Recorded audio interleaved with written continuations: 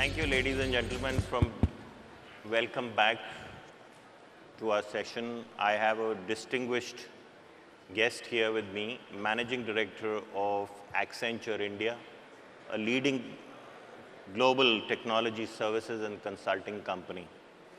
For those of you, before we get into our session, for those of you who don't know Ajay comes from the hospitality background. So Ajay, what made you move from hospitality to technology? How did this transition happen?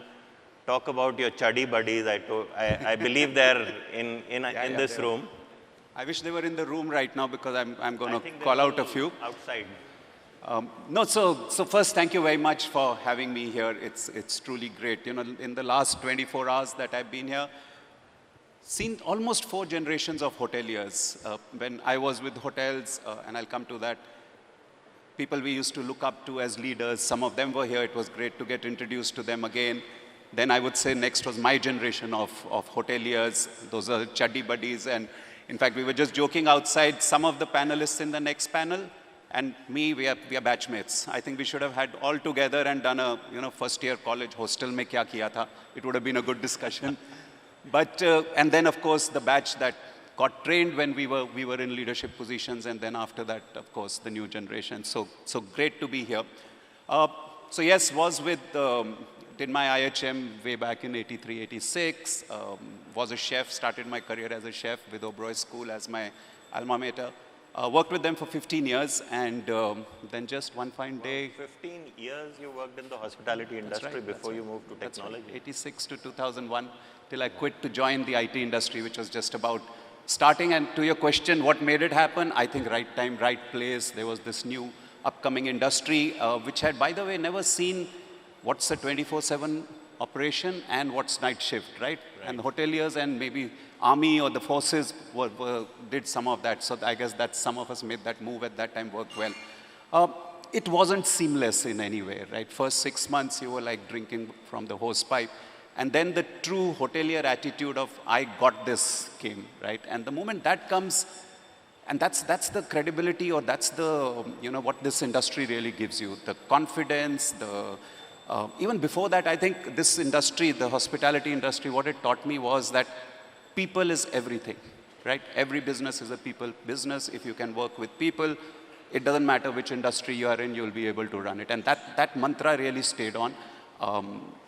Whether you're dealing with people across social stratas or talking to a CEO or talking to, it's the whole dignity of labor that the industry teaches you is phenomenal. You don't see it anywhere else. And that worked. So personally, the ability to listen, the ability to learn, the ability to communicate, put that together, and that kind of put it there.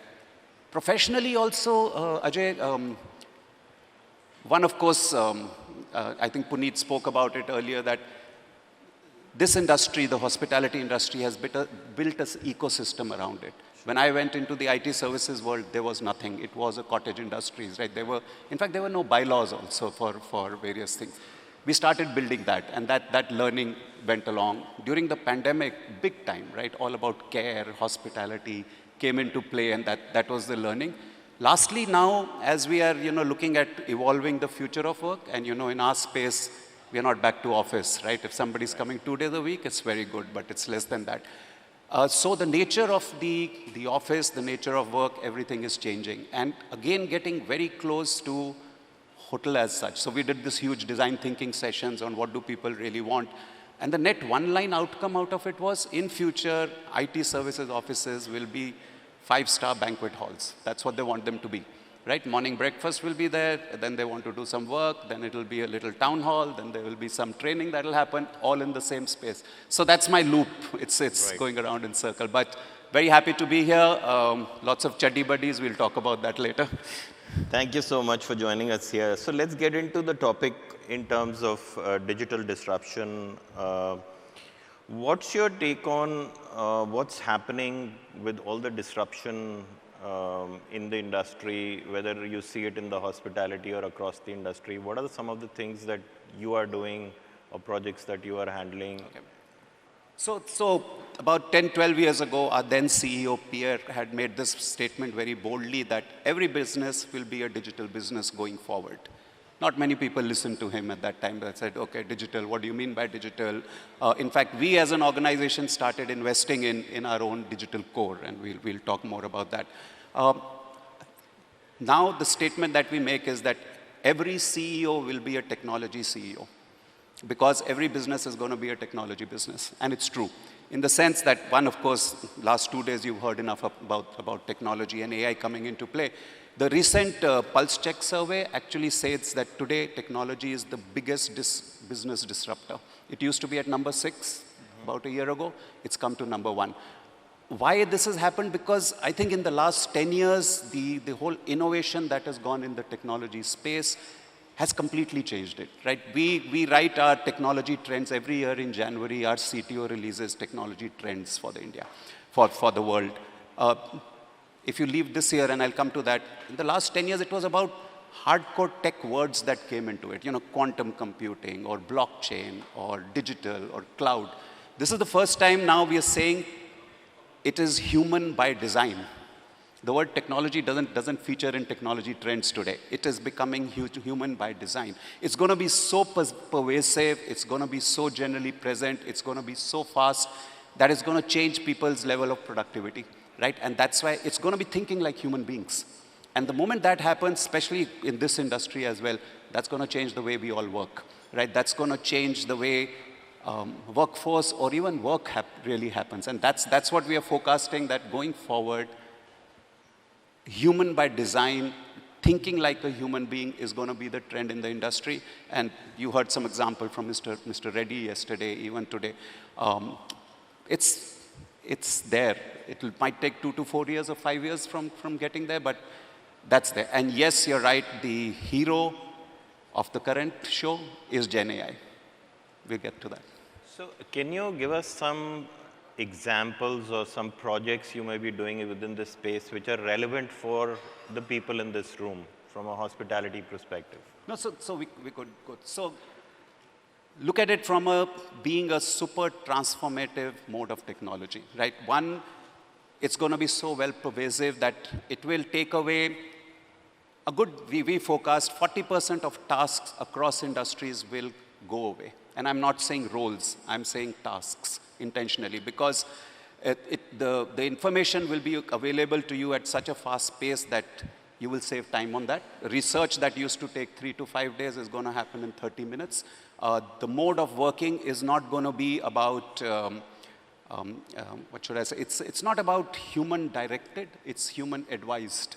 So it's not human intensive research, it's going to be human advised. Somebody will give you the research paper, you will need to just advise it, make corrections, and so that in future it continues to learn. That's one part of it. Two, none of this is going to happen, and I'll come to the examples that you said. None of this is going to happen if you do not have a strong digital core, right? Because Gen AI, or the future of this technology being human, is all about data, right?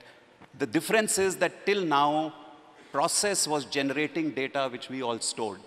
What we forecast that in future, data will be the one which will be defining processes and customizing it every time, right? Every interaction, yesterday's example, Mr. Reddy's, I loved it, that you see the tone of the customer, and basis that you bring up the next, this is the offer we have for you on the table, our apologies for it going wrong, etc. So data is going to real-time change the process, and that's what's happening in the industry. So that digital core is super important. Now, what kind of work will happen? So early stages, right now, everybody's trying to get on board and doing some use cases, some examples. Our intent or our direction or advice to customer is that don't look at it as a single case here and there. You need to really go in and reinvent your entire organization, right? But that will take maybe a year or two. People need to see proof of concept. Today, where work is happening is on, let's say, maybe big time on campaign management, right? Other than, of course, creating that data core. Our biggest interaction with, I think, most of the hospitality companies, global ones, and many of them are present here, is about creating that data core, right? It's 60 years ago, the mainframe computers came in. Ever since then, I think we've been collecting data. Banks did it first. Hotels started at least 30, 35 years ago. So there's data sitting there. How is it usable is the biggest interaction that's currently happening. But proof of concept, campaign management, learning, big one, right? On-the-job learning, little video bites that can be made real-time for, depending on the language, what your new staff is going to speak, can we convert that English training to them, how we take it forward.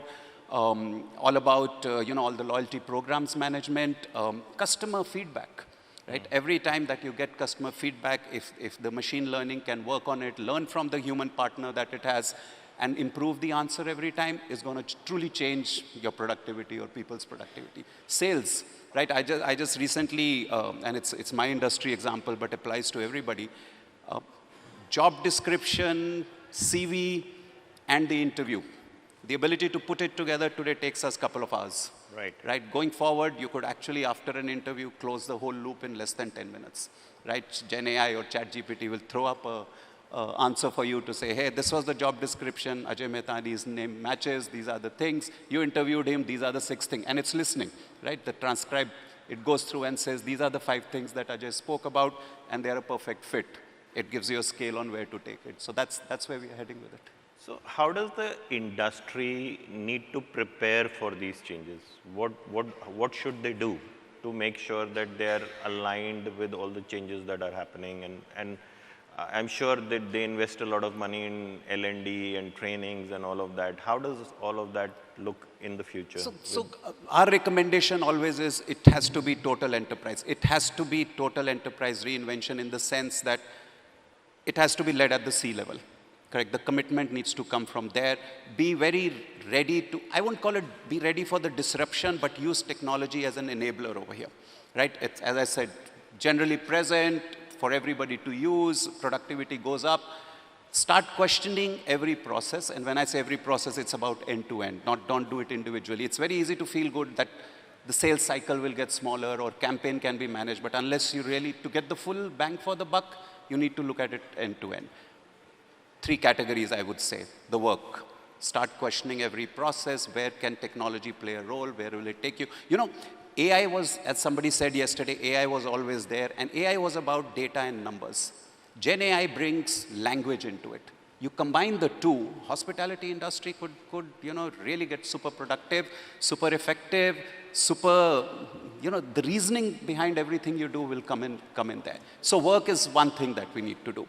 Second is, most important is workforce. My recommendation, we tell every industry here, don't do it without your people. They should be the one analyzing the work because they are the ones who are going to take it forward. We are openly saying, I don't think people are going to lose jobs. Right? If you remember 40 years ago when banks got computers, unions stood up in arms to say, bankers will lose jobs. Guess what the bankers do today? Yeah. Right? They're selling mutual funds. They're into wealth management. They're not into tellers, or not as many, right? Certainly. Right. I don't remember when I went to encash a check. So the workforce is important. And third, and super important equally, is the worker himself. The profile, how you're going to upskill them, how you drop off the, just the generic stuff that people spend time on collecting data, that's going to go away. That's going to be available to everybody. So how do they become more productive? So move from tactical jobs to business development for every employee. That's the forecast that we make. So total enterprise reinvention, lead with value, business value, not just a use case value, strong digital core, work with your people, and last, I would say, be responsible about it, because there's still questions on, one, of course, is the part on hallucination, wrong data coming in. That will sort out in the next 2 years, don't worry, even before that. But it should not be misused, right? Like anything, right? There are enough articles you've read. Nuclear buttons can be misused. Yes, they can. Can technology be misused? Yes, so we need to be responsible about what we build over here. Which is great, because what will happen is people will move away from doing basic tasks and giving it to machines to do those, and get freed up to do maybe revenue generating activity or more meaningful activity. Correct. Going forward. On some of your closing thoughts on the importance and need for sustainability, I think everybody spoke about it. Absolutely. I'm glad you bring that up. So 2 parts. One is, of course, the whole sustainability towards environment. Right? This is the industry where I know many of the industry leaders have already led on the ESG piece, and that's a big agenda. And I think in the WTTC, she spoke about it, and that's super important right now to organizations like us, right? Because we are guilty of burning carbon, not just for travel and stay, even for the whole technology. I'm sure you've read articles about that. The whole Gen AI engine to run burns a lot of water, uses a lot of water, burns a lot of energy. So similarly, help us be sustainable from that perspective, not just Accenture as a company, but I'm sure every organization is now coming to say, how's travel carbon neutral? How can we make hotel stays that are positive towards the environment? So I would say that's a big message to put over there.